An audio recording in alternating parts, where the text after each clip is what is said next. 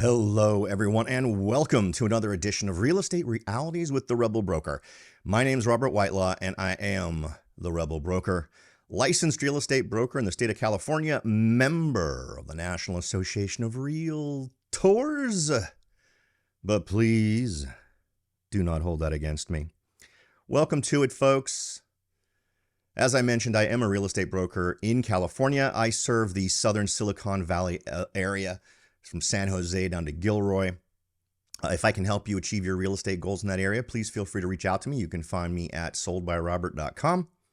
And there I have some great tools for buyers and sellers, whether you're looking to get an instant valuation of what your home might be worth in today's market or a more in-depth comparative market analysis we can get you taken care of, or you can access some great home search tools and start your search for your next home on my site. So today, we have news from the Biden administration relating to a renter's bill of rights at the national level. Basically, a guideline that's designed to usher in nationwide rent control. Now, for those of you who've been listening to this show for a while, you know I always tend to err on the side of property rights. The bottom line is, at what point is your property no longer yours when you can't do what you want with it? And whether or not you want to rent it out or all these other kinds of things, as far as I'm concerned, the government should have very little to say about what you do and don't do or what standards you use to rent your property. There are, of course, existing contract laws and all kinds of things that prevent fraud and force things to be covered in contracts. So there's a lot of problems that this thing claims to be solving that I don't believe exist. But we can also sort of fall back on a couple of different things here in terms of just the 10,000-foot view of, does this make sense? Now, for my money, it doesn't make sense, because if the federal government wants to get involved in affordable housing, then provide it. Do not force private homeowners, private property owners, to adhere to some goofy rules you think make sense. Because the federal government and most governments have already proven that when it comes to providing housing, they suck at doing that.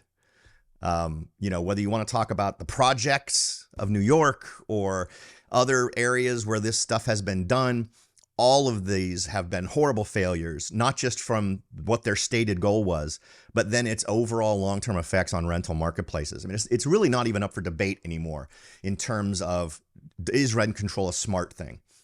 It's not. We can talk about that, and I'll provide some links, obviously, in the show notes. You can check those out below.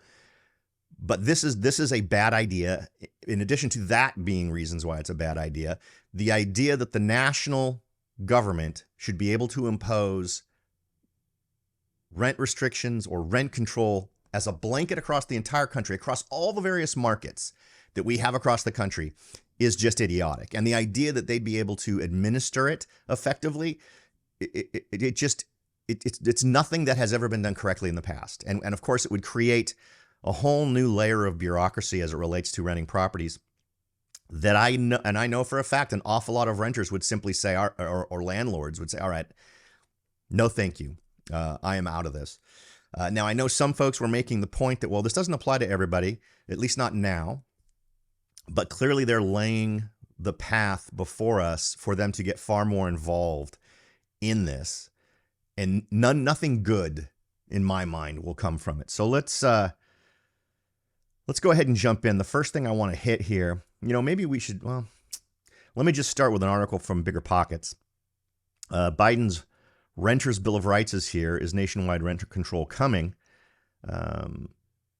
Let's see here. The Biden-Harris administration is responding to a rent-burdened nation with new actions designed to promote a fair rental market. Alongside the release of a blueprint for a renter's bill of rights, the demand for housing skyrocketed in 2021, causing increases in rent of 17.1% year over year at their peak in February of 2022. Now, here's sort of the rundown, the renter's bill of rights. They've got 5 points that they hit, and I actually have the downloaded PDF from the government of what they're talking about. We're going to get into more detail relating to that in a moment. But their main points are safe, quality, and accessible affordable housing. All things, in my mind, are addressed by local laws and regulations. I don't understand why the federal government needs to get involved with that, and I don't see that they should. Next, clear and fair leases. Well, we're talking about contracts here, so fair is obviously something that not everyone will agree on. Fair is what everyone is willing to tolerate. Clear is what a contract is supposed to be. It's supposed to be a document that spells everything out. And areas where it doesn't, then the parties either need to clarify it or address it in some other way. But the idea that this needs some other consideration outside of normal contract law is a bit confusing to me. I don't see why it should be separate from how we have managed contracts for 200 years. Next, education, enforcement, and enhancement of renter rights. Enhancement, what does that exactly mean? What rights do they need now that they don't already actually have in point of fact? And who defines what's an enhancement and what's an unreasonable burden to the landlord? Enforcement, obviously, you've got different government organizations, particularly the GSEs or government-sponsored entities. And again, these are the folks who have screwed up real estate in the past. There's a very good argument that could be made that the GSEs, in partnership with some big lending institutions, facilitated the scenarios that allowed us to have such a horrible real estate crash in 2006, 7, and 8. And that's Fannie Mae, Freddie Mac, all that wonderful stuff where the government ended up holding all of this underwater real estate, and TARP got passed. So I know for a lot of you that was a back-breaking moment politically where billions and billions of dollars, I think it ended up exceeding $1 trillion, was just sort of printed and handed out as it related to TARP. Next, the right to organize. So I'm not sure what this is designed to solve. The right of renters to organize, and we can read what the government says in their document, but you have a contract. What are the organization things that need to happen there? And I'm not real sure what the theory is there. Is there a theory of collective bargaining that can theoretically happen when everyone has signed a contract? So I'm not real sure what's going on there. This isn't employment. This isn't a place where work conditions are being debated. And it's not a scenario where property owners can get away with operating slums for the most part. Those already have local laws. And are there landlords who do that kind of thing? Absolutely. And those folks should be prosecuted to the full extent of the law in those jurisdictions where they're doing it. Next, eviction prevention, diversion, and relief. This is already a thing that is happening far too much. And the problem is all of these burdens are being placed on landlords, where the vast majority of landlords are not these organizations with bottomless wells of money that have cozy relationships with folks in politics. Many of these are folks who simply own property that they've accumulated over their life. Perhaps instead of selling a home they lived in when they moved, they kept that house and kept it as a rental with the intent of that being part of their retirement. I have plenty of folks in that boat. So this idea that we should make it more difficult for tenants who, for whatever reason, and of course an eviction has to happen for legal reasons, right? If it doesn't fall under what was agreed upon in the contract and the rental agreement and the lease agreement, then there needs to be more discussions, right? And of course, there should be spelled out in that how much notice is required to give to tenants in order to follow through on the agreements everyone made when the contract was signed. The next question here is rent control next? I don't think there's any question that this is designed as a precursor to rent control. And I think what we'll see it happen in layers. We're going to talk about layer 1 here in a second. Numerous studies have found that the long-term effects of rent control hurt the people these policies are intended to help. The study from the Brookings Institute found that rent control has a long-term negative impact on housing affordability, even if it helps with displacement in the short term. Similarly, a Stanford study showed that rent caps in San Francisco led landlords to reduce the rental housing supply by 15%, eventually causing undue increases in the market rents. So as a short-term thing, right, this may be something that in the short term feels good and maybe even looks good, but over the long term, you end up with higher rents further down the road because the supply of rental properties has diminished. And in this case, the study showed that 15% of the total inventory went away specifically because of rent caps in San Francisco. And of course, the National Apartment Association chimes in, and it makes sense to me that obviously they would oppose it. So the dog in this hunt for them is they don't want to be told how to handle rentals. Economists are notoriously split on many issues. A survey of economists from top institutions found that 81% disagree with rent control. While economists are notoriously split on many issues, a survey of economists from top institutions found that 81% disagree that rent control has had a positive impact on the amount and quality of affordable housing in cities like New York and San Francisco. Two places where this has been done to great extent. And here's what's frustrating. Instead of analyzing what has actually worked and not worked as it relates to housing and helping those who are disadvantaged in this area in terms of what they can afford, you make these decisions that in the long term end up hurting those people. So, I'm not going to make a suggestion on what I think the solution is. I think the market solves problems like this. And I think that's where it should be. I don't think we should have a centralized government making decisions like this on behalf of people who own their property. But a vast, dominant majority of economists, the people we supposedly are supposed to listen to on these things, don't believe that rent control has a positive impact. And we're not quite at rent control yet, but you'll see from the phrasing here in the government document that there's really no question that's where they want to go. And here's the other thing, right? If ever there is an opportunity to extend control, the federal government will do it, right? Just because that's what they always do. And in this case, there needs to be pushback. It needs to not be a thing. Let's see. The crux of the issue, the decline from October to November was the steepest Zillow has seen in 7 years. So the market is nimble, right? The market is already responding to higher rents with a decline. Meanwhile, 562,200 new rental units are forecasted to come online in 2023. That's the greatest number of new apartment deliveries in decades, a boom created by stalled construction during the pandemic. But there's another dimension to that. The dimension is it originally made sense for builders to build those. Now, imagine the cooling effect of some federal level regulations on what can and can't happen as it relates to rents. And there's no question it would cool that. You would cut by a huge, and if we assume San Francisco as any kind of an example, you could cut the number of homes that are being built by 15%, right? And I think that is something to consider when we're trying to make these kinds of decisions. Now, the article goes on to say, it is often the case that government intervention in the economy helps certain groups in the short term while harming economic conditions in the long run for people overall, including the people it was originally designed to help.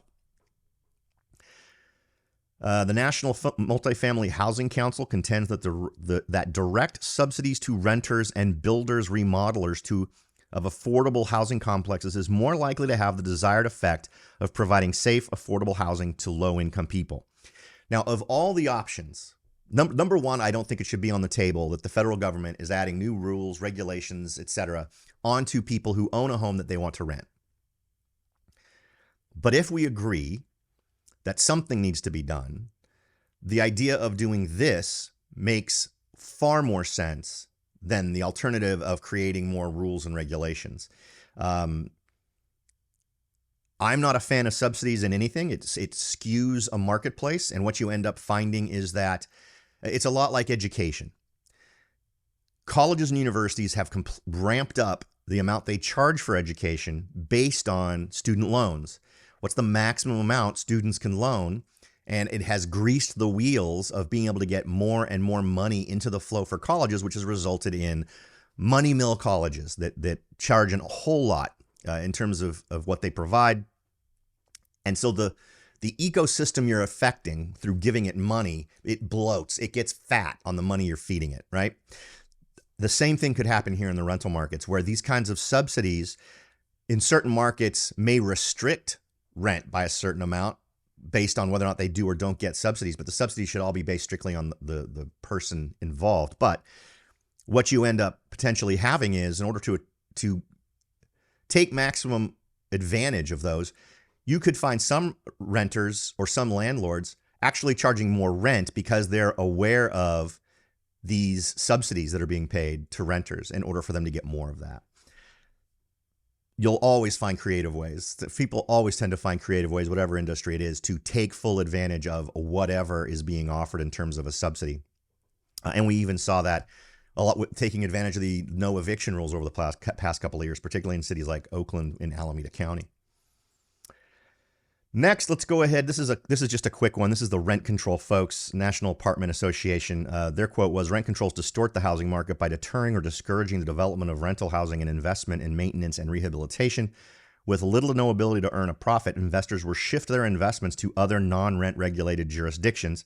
In practice, these policies have the effect of increasing the cost of all housing by forcing a growing community to compete for fewer housing units and reducing the quality of rental housing." So you can agree or disagree with that, but the general philosophy of these sorts of things are a cooling factor to investors wanting to get involved is absolutely the case. And it's been borne out in New York and San Francisco, as we've learned from the Stanford study and also from the Brookings Institute. Here's a rundown, and again, I'm going to include links to this stuff. I'm not going to go through this one because it's not the full Monty, but what I will do is go through... Where did it go? This one, which is the actual document. And I did a little highlighting here so we could chat about these and try to figure out what's going on. So this is the White House blueprint for a renter's Bill of Rights, prepared by the Domestic Policy Council and National Economic Council. And it just lays out the principles that we've already sort of hit on here. But I wanted to hit on some of the points they make. Providing principles and best practices for tenant protections is important for a well-functioning housing market, but also for the larger society, and it is the key goal of this blueprint for a renter's Bill of Rights. I don't disagree with any of that. I think that a well-functioning housing market is most helped by the government not being involved in it. We have seen that as soon as the government gets more involved in anything relating to housing markets, whether it is monetizing or securitizing subprime loans or facilitating the underwriting of subprime loans, it creates more problems than it solves every time it gets involved. And there's a lot of things we could totally get into a conversation about all the things that contributed to our ridiculous downturn from 2006 to 2008, including the 1972 non-discrimination real estate stuff that came out, how in the early 90s they were not letting banks open new offices and do other things unless they lended more to subprime borrowers. And then all of that stuff ballooned. So, and maybe there's a certain point in life where you just decide, you know what, the government's too incompetent to run certain things. And I'm clearly there. Maybe other people aren't. I would, if people have success stories to tell about the government being involved in these kinds of things, I'd love to hear them. But I don't think we should be assuming that. I think that even if it starts off feeling good in those first year or two, I have never seen an example of where in the long term it ends up A, achieving the goals it's supposed to achieve, or B, ending up being a net positive. It always tends to make things worse. All right. So here's the quick rundown. I'm not going to dwell on that. I want to get to the detailed stuff here. Access to safe, quality, accessible, and affordable housing. I don't disagree with any of this, but I don't believe that the government is able to provide it. And I think that these protections already exist. Safe.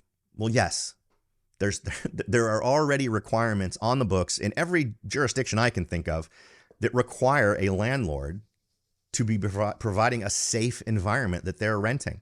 Many leases even spell out that the landlord's responsible for keeping the unit safe to inhabit. Quality. Well, what does that mean? What is the level of quality? We all know that there is a very big spectrum of what would be quality, and I sure wouldn't want the federal government defining what quality means. Does it mean that internet has to be provided? Or does it mean that I'm trying to imagine what the various things were. That there has to be a hot tub. I mean, I don't know. Obviously, that's an exaggeration, but why do we leave it open for these folks to define what quality is? It says here, renters should have access to housing that is safe, decent, and affordable. Totally get it. They replaced the word quality with decent, and I'm down with the word decent. Affordable is also good, but that's not up to them. and should pay no more than 30% of a household income on housing costs. Okay, so let's say that's a thing, and then maybe an argument could be made then for subsidies. But my argument would be that whatever the market is going to adjust to the needs of demand and supply in those local areas. And it's only insofar as other things that the government does limit the ability for folks to provide that. So, and I'm someone who believes in the permitting process and zoning and all those kinds of wonderful things. But there are plenty of localities, particularly here, whether you're talking about Morgan Hill, Gilroy, San Jose, Santa Clara County overall, that have made it through their regulations difficult to provide additional rental housing, whether it was ADUs, alternative dwelling units. And only recently did the county actually change the rules relating to ADUs so that more people could install them in their houses or on their properties. But that took years. And these are all things that slow down the process. The process of getting a permit to even start doing construction on these projects is ridiculous. And oftentimes it's denied. I've talked to people who've tried to do this in Morgan Hill, and it takes years and years. So the response to the needs of the market is slowed by the things they want to implement more of as it relates to real estate. Owners of rental housing in state and local government should ensure that homes for rent meet habitability standards. They already do, and are free of health and safety hazards already required, such as lead or mold. Again, already in place. Maybe mold is a thing that falls into the cracks in some areas, but all of these things, remediation is required on the part of the property owner when these things are detected. Owners should provide services and amenities advertised or included in the lease, clearly, because it's in the lease. So totally not a should the government get involved thing. It's the lease says it's there, so it has to be there. It's a signed agreement. So they are in violation of the contract if they're not providing what the contract says. Let's see, utility costs and functional appliances, and ensure that the residential housing unit is well maintained, including common areas, obviously, which apply to apartment complexes. Renters should face minimal barriers when applying for housing, and this is the little sneak it under the door part that the reason why I'm reading this to you. Renters should face minimal barriers when applying for housing and receiving housing assistance, which includes minimally burdensome application and documentation requirements and fair and equal tenant screening. If that's how you want to run your business, fine. But a landlord should be able to do whatever they feel is required for them to feel comfortable with renting their property to somebody. I don't believe that the government should be defining what that is. I mean, because if that is a thing, we already have areas where they're not allowing criminal records to play a part in whether or not you rent to someone. In fact, you're not allowed to do a criminal background check in some areas as it relates to tenants. And that's not a thing that should be acceptable. Should a criminal record follow you? It sure should if you were convicted of a violent crime. I'm sorry. I'm hoping folks will be able to build a new life once they get out of prison, and I'm all for that. But it should be within the purview of a landlord to be able to understand all aspects of a person's qualifications, including what kind of criminal past they have. Increases in rents should be reasonable. Okay, well, who's going to decide what reasonable is? Reasonable, in my world, is dependent on the market. Supply and demand determine what reasonable rents do, whether they go up or they go down. These increases should be transparent and fair to protect against gouging. Well, I get it, but I'm not sure I'm aware of a scenario where you could accuse a landlord of gouging. If property costs or housing costs have gone up and a landlord has raised rent, it is up to the tenant as to whether or not they stay there. Back when I was a renter, I moved plenty of times because the landlord was going to raise the rent beyond the level I wanted to pay.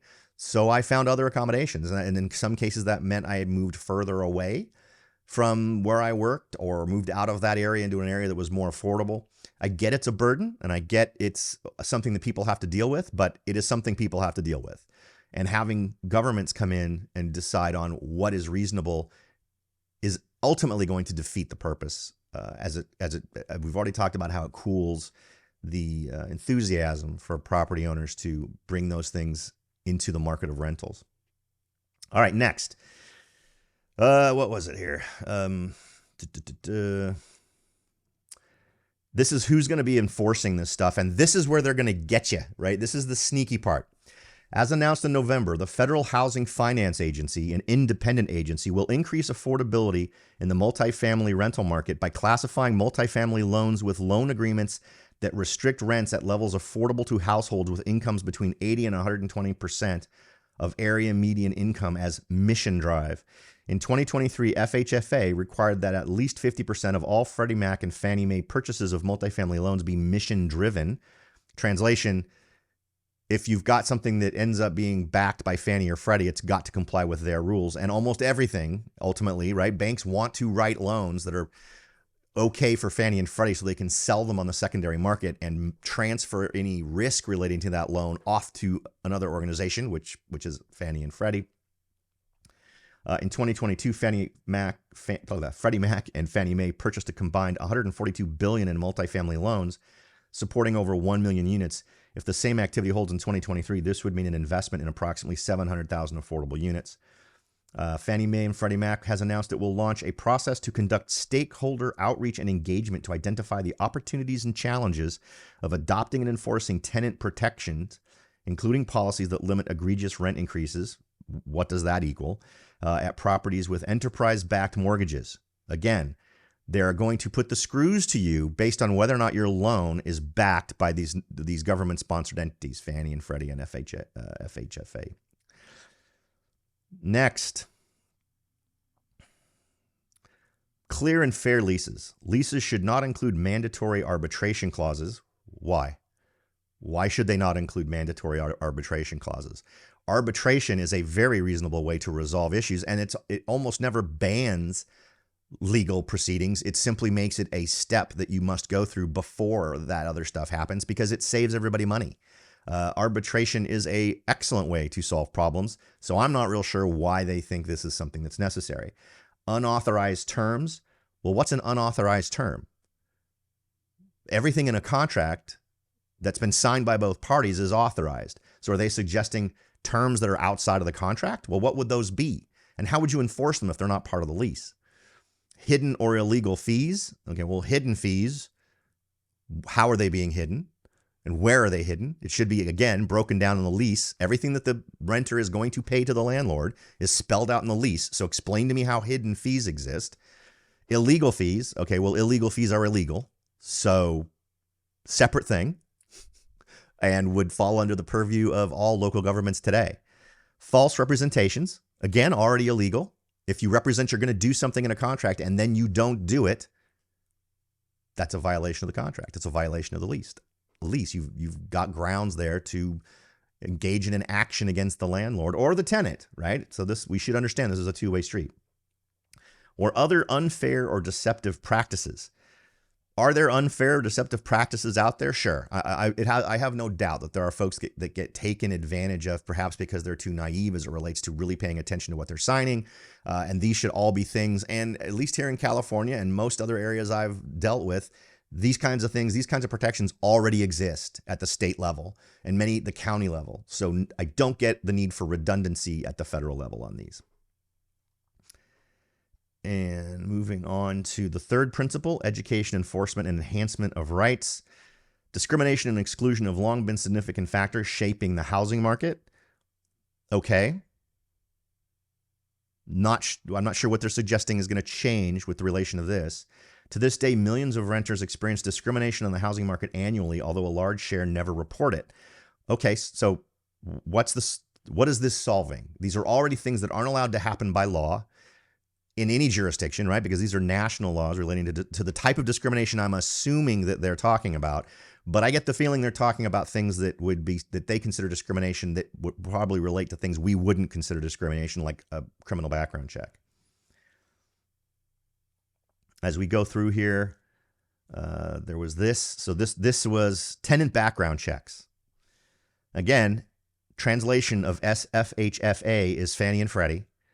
have said they will work with CFPB to release best practices on the use of tenant screening reports, including the importance of communicating clearly to tenants the use of tenant background checks in denying rental applications or increasing fees, and providing tenants the opportunity to address inaccurate information contained within background screening reports.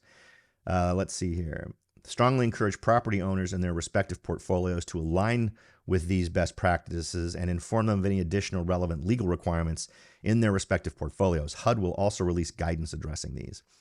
Discrimination based on a person's source of income is not expressly prohibited under the Fair Housing Act. There are several ongoing agency actions that will be enhanced, consistent with agency authorities, to reduce such discrimination going forward. So you have someone where you have rules about the amount of rent I'm charging you needs to be below a certain percent of your income. This is suggesting they believe they should be able to tell you you can't do that, or if you do it, you have to comply with what rules they're going to create. That is stupid. And it's also something that would change from environment to environment, right? Because rent varies across the country. Average incomes in different counties range across the country. It may be entirely reasonable in some area to say, I'm willing to rent to someone where the rent I'm charging them equals up to 50% of their monthly income. But in others, it may only make sense to do 20% as the maximum. So this is one of the worst ideas in this, in terms of trying to impose these kinds of standards nationally when there is so much variation across the country. And the variation is ridiculously wide. And something like this will only make things worse, not better. Next on the hit list here, fourth principle, the right to organize.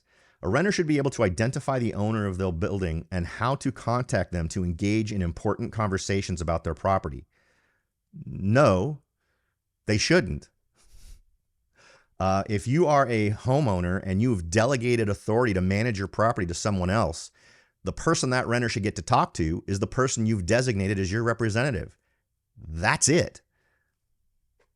Your representative can bring that information to you, but a tenant should not be able to circumvent that representation and come to you directly. It shouldn't be allowed. It's your privacy is violated by that. And I know an awful lot of folks have organizations that are designed in order to let them have a little anonymity as relates to their property, because they want to be a silent thing. The reason they're paying someone a percentage every month is to manage the property and get it done. So this is something that should be handled through representation. It should not be handled by tenants being able to directly talk to an owner of the property. Let's see.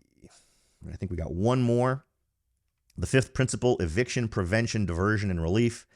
Renters should be able to avoid an eviction filing through alternatives to the eviction system. No. If they violated the contract, the lease, that should be plenty. Why should you be able to have a fallback position when you've broken the contract? If you violated the contract, you should be evicted. End of story.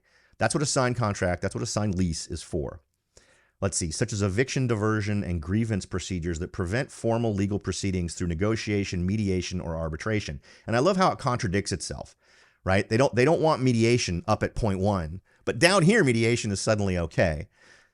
What needs to happen here is the understanding that as all of this is going on, this renter is not paying rent. So whoever the landlord is, they're having to pay the holding costs, the mortgage, the taxes, the insurance, all of those things, while they're not getting paid and while this is going on. So all they're doing is extending the time it will take to evict someone. Now, there are local eviction processes where they evaluate the eviction. You know, they get a copy of the lease or whatever and come down and take a look at what this eviction process is being started over. So I don't believe we need another layer. This is one of those things that just duplicates local implementations of how evictions are handled and delays a process that is already too long delayed for folks who own properties. Resolutions from these processes could include a grace period for late rent. Why they should be able to tell me I am supposed to extend a grace period for late rent is beyond me. I'm not sure why that should be a thing. The ability to preserve tenancy through curing the lease violation by paying rent or correcting the violation. That should be in the contract. That should be in the lease.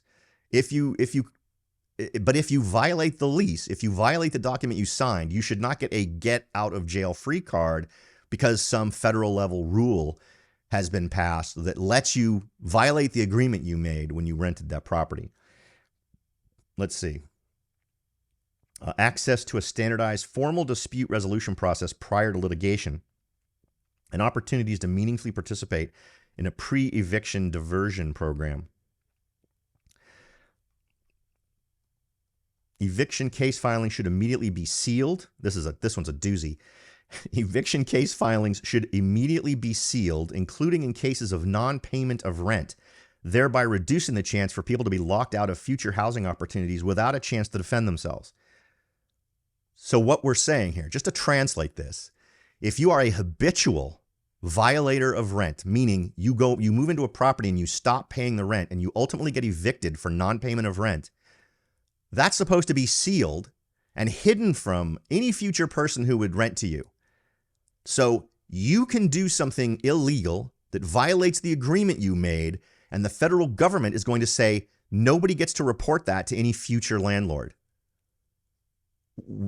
Where is the responsibility on the part of tenants to be held accountable for the things that they do? And that's one thing that really gets to me, is that so many things like this tend to remove accountability from the part of the renter and make the seller pay for financially and through their time and frustration things that were completely under the control of the tenant, where they simply violated the agreement. Now, I'm not suggesting that there aren't landlords out there who are horrible landlords and terrible to deal with. But they, in my experience and the folks I've dealt with, they represent a pretty dramatic minority. Definitely not something that rises to the level that needs this sort of intervention on the part of the federal government. And this one's also beautiful. Freedom from unfair, deceptive, or abusive attempts to collect. So what would that look like? You owe money to your landlord. And I'm trying to think of something that they could do, that a landlord could do to collect the rent you owe that would be unfair. Well, you owe the money. So the unfair part happened when you stopped paying your rent. Deceptive? Do I call them up and saying that I have a money order for you and all you need to do is send me $1,000 and then I'll send you $1 million? Sort of that whole Nigerian prince thing. How is that? Or abusive attempts. Now, abusive, maybe under abusive would be, if you don't pay the rent, I'm turning off the electricity and the water and those kinds of things, which are, in everywhere I've ever looked, illegal. You can't do that as a landlord. But I guess that would be a thing. But then it would probably already violate rules that already exist, making the landlord guilty of a crime. So again, not sure what they think they're solving with that one. But that pretty much covers it. With the only other provisos I wanted to add here is, again, the lever they're going to use to beat you over the head with this stuff is FHFA, Freddie Mac, and Fannie Mae have indicated their commitment to publishing information about the enterprise lookup tools, which allow tenants to determine if their property is backed by Fannie Mae or Freddie Mac financing and requires the 30-day notice to vacate for non-payment of rent. The enterprises will continue to publish this information and assess how the individual tools might be enhanced to improve. So what they're saying is these government-sponsored entities, they have this agenda they're going to push to try to get landlords to comply with certain things because the money they've borrowed was backed by them. And then they're also going to provide tools to the borrower to the tenant, so that they can be aware of their rights and privileges, I guess, under those rules, which should already be spelled out in any lease agreement, I would expect. Finally, Freddie Mac intends to utilize its research and develop potential incentives for enhanced tenant protections in 2024. So nothing here is a mystery. Is this a path to much more hands-on government intervention relating to rentals? Absolutely, to the point where they're already talking about enhancements that will take effect next year. Obviously a path where they're going to try to see if they can't get full-on rent control into this. And my guess would be the very first step will that they'll be exercising these kinds of rent control things on the federally backed loans, which is the vast majority of them, right? I'm aware of very few banks that actually don't try to write their loans so that they can be sold on the secondary market to places like Fannie and Freddie. So where do you go with this? Well, I guess the only place you really can go is to voice your concern to your political representatives. I'm generally not a fan of anything that restricts your property rights as an owner of that property. And at some point you have to ask, is it really mine anymore if they can come down with this sort of stuff and demand that you run your landlording endeavors by their rules that seem specifically designed to transfer responsibility of bad actions from a tenant onto the landlord. There are plenty of protections already in place for tenants. I don't see the problem we're solving aside from their goal to reduce prices. And if that is their goal, if the goal is to reduce prices, go ahead, start your own projects. The reason they won't is because every time they have, it has failed dramatically. But that should be it. You should not force your desires on what should happen with rents on the people who own the properties. If you want to go out and build your own or buy up properties and then start giving them to the folks that you think shouldn't pay more than a certain amount in rent, fine. Go ahead and do that. But the lessons taught to you have already revealed that that doesn't work, that it doesn't end up achieving what you think. So on some weird little level, they seem to get that what they're asking for is unreasonable because they've tried it and failed. But now they're figuring, well, if we can shuffle it off to landlords, to private individuals, maybe we can then just in the future blame them for it not working instead of blaming their stupid rules that they've decided to pass. Okay, so I wanted to give you that overview, folks. I think that the timeline on this is probably over the next year. We will see how this plays out. I honestly have a hard time believing that in the near term, Congress would pass these kinds of things. But remember, these are policy things. These are bureaucrat things. So in order for this to stop, I don't think it's a question of passing a law necessarily. I think it's a question of stopping the bureaucratic process in these government-sponsored entities from implementing these. So the Congress would have to act to prevent it. I don't think they'd have to pass something to start doing this. And it looks like from what I'm reading here that they've actually already done it in some of these organizations in terms of handing out guidelines and those sorts of things. All right. I hope that has been educational. I don't know what to tell you about this one. All I can say is be aware if you're someone who is currently a landlord or you're thinking about becoming a landlord. I think knowing about this is super important. One of the biggest pieces of advice that I give to all of my clients that are becoming a landlord is understanding the truth on the ground relating to where you want to have a rental property. I was using specifically the example of the rental property I have in Hawaii, which is out to just completely eliminate all vacation rentals held in private hands. That's a whole other story. But be aware of this. I mean, this is something that would be applied nationally, and it would be interesting to see what evolves out of this. It wouldn't surprise me if we see a boom in lending that is not federally backed to dodge this kind of baloney moving forward, which would make things probably more expensive. But it would seem to me that there would be areas where that would make sense, particularly some bigger organizations might find that it makes more sense. So I'll keep an eye on this and see how things evolve. As always, the goal here is to leave you with more knowledge on the table than I take up in your time. I also like to mix that with advice. Unfortunately, I can't give you anything specific on this one. Just stay educated, stay informed, and stay alert, because these are the kinds of things that I don't think anyone who owns a piece of property should have to deal with. But again, we'll keep an eye on it for you and give you a heads up when things change. Thanks for listening, everyone. I will talk to you next time.